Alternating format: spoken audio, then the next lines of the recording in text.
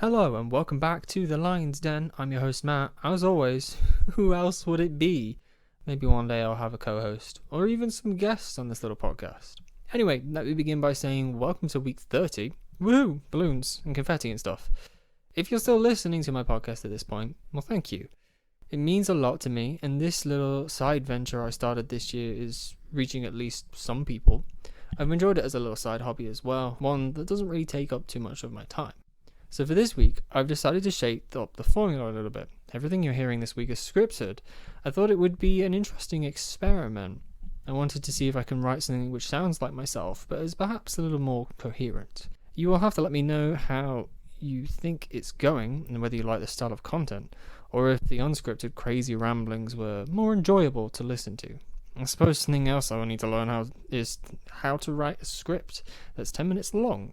And do you know if a written document takes an amount of time to read? I don't know personally. Maybe there are programs that can tell you this.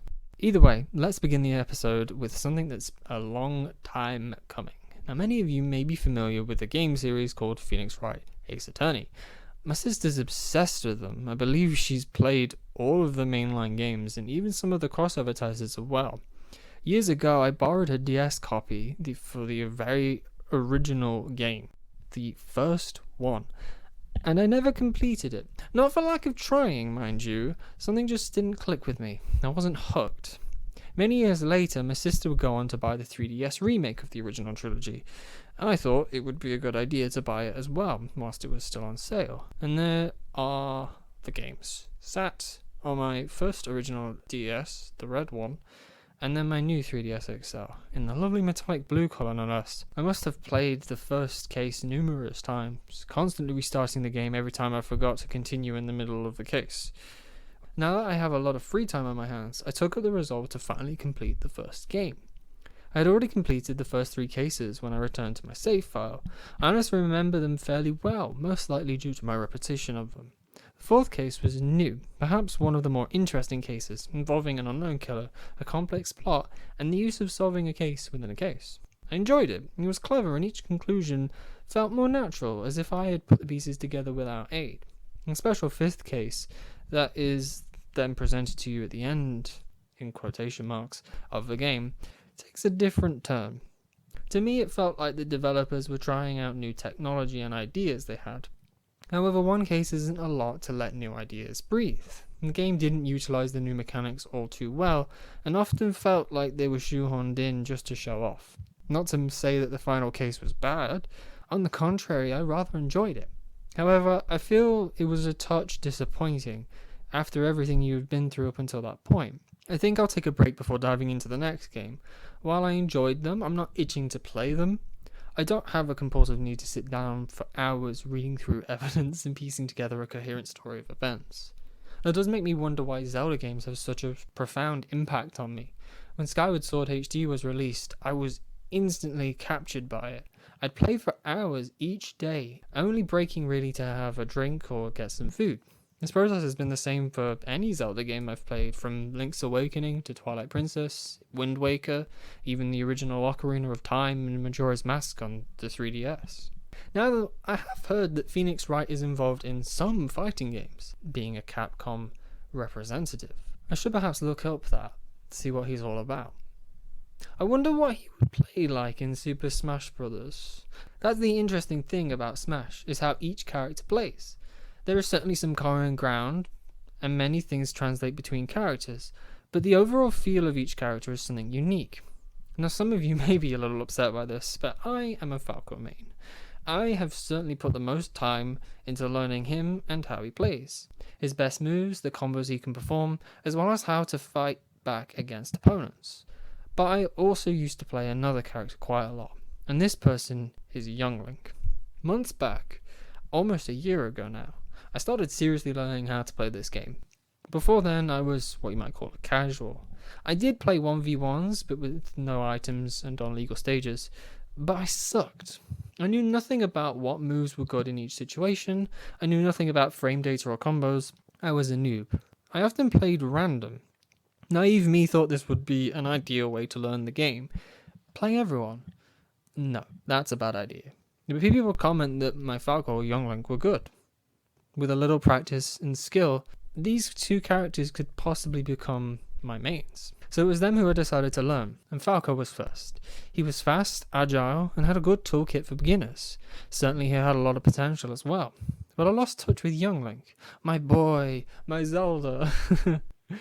So I have taken up the mantle once more. Relearning a character, or rather, learning a character with the knowledge and experience I now have is tough. Everything feels off. It feels wrong, like it doesn't work. But that's just my perception. With some time and practice, things will feel more natural, like when I first learned to touch type. You might be wondering why I don't simply stick to Falco. If you like them and are good with them, then surely sticking to one character is okay. That's true, and this would be easier. But a change of pace can be nice. Not to mention matchups. Certain characters just fare better against others. So having a backup character would be handy. Really though, it's the excitement. Just the other day, I was learning simple kill setups with young Link, and oh boy, it was exciting. Kind of nutty, to be honest, and that's why I will learn him.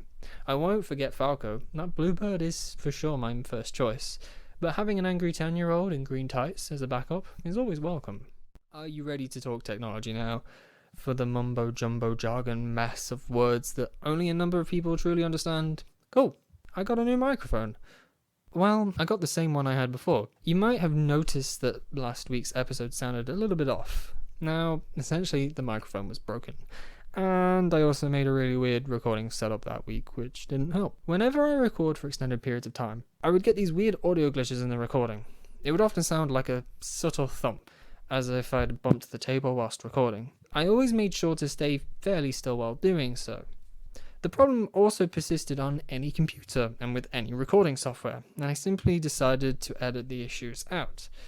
You might notice that the audio skips a touch here and there in previous episodes, and that's essentially the reason why. I decided that enough was enough, so I sent a small recording off to a friend and asked them what they thought.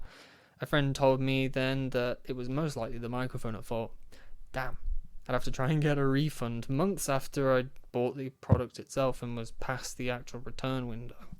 Let's pray to Jeff Bezos for a refund.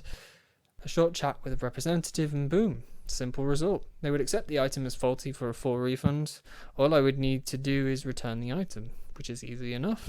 I found a box that perfectly fit the item inside, which was super satisfying, wrapped it up, applied the postage label, and dropped it off at Hermes collection point, which I totally didn't get lost trying to find. The refund came through the next day. Brilliant. Whilst I was chatting with Amazon, I also decided that I'd reorder a new microphone, and I'd order the same one, for less than the first one, interestingly enough. The weird part is that moments later, the mic had gone up in price when I rechecked the page, which is weird. Either way, I'll try the new microphone, the same one, and see if I get the exact same issue. If I do, then it's time to look for something different. Otherwise, I'll be all set, and hopefully it would just mean that the first one was defective. Excellent! You've made it. Or we've made it. Yes, we've made it. Are you still there? It's time to end. So, how was it? Did you enjoy the scripted feel of this episode? It might be a bit rough around the edges, and I might throw in some of the unscripted parts, and there's certainly a learning curve to doing it this way.